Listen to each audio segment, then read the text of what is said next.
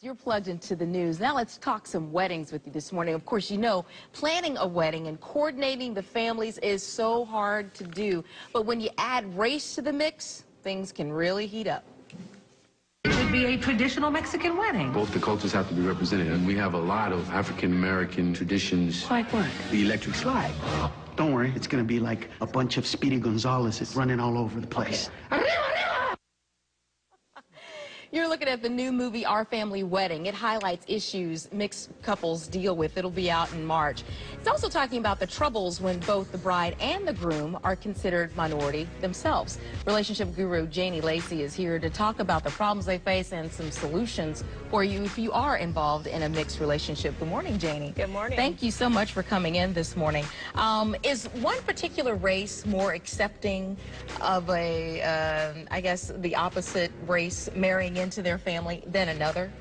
Well, generally speaking, what I tend to see is when it comes into economical status. If there's one family that has more money than the other race, that usually plays a big part in acceptance. But generally speaking, there's about 2.5 million interracial couples in the United States today, and it's expected to grow.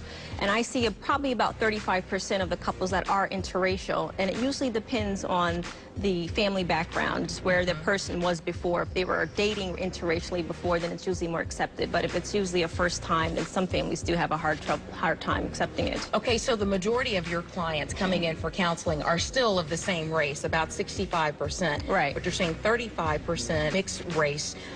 What are they in for? Why are they in counseling? What are some of the problems? Well, it's usually communication, we're not getting along, and one of the top reasons also is in-law being accepted and not feeling like someone's accepting them and bringing them into the family and respecting them. And when you say communication, is it because there's a breakdown between the two within their race, not understanding how things are for, say, you know, a black woman, or how things are for a white man? Not necessarily them not being able to communicate as a man and a woman, but being able to communicate black and white. Well, that plays into it, understanding each other's cultural values, what are some of the traditions that they're bringing. That plays usually into it, not feeling like they understand each other, and that's important. How do you overcome problems when you're in a mixed relationship?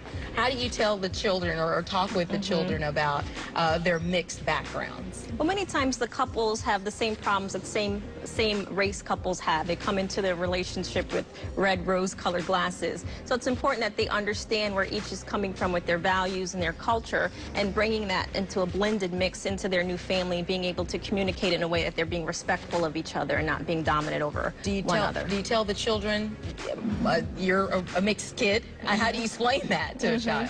Well, being a mixed kid myself, you know, usually hear that you're half this or you're half that, and then trying to blend that in. It's usually, and kids already have an identity developmental thing that they're already going through. So usually when you bring that race issue into it, it gets a little bit more complicated. So it does need to be handled with sensitive gloves. Awesome stuff, Janie. Thank you so much. And of course, for more information, you can head over to our website at dailybuzznow.com. Click on the For More Info tab.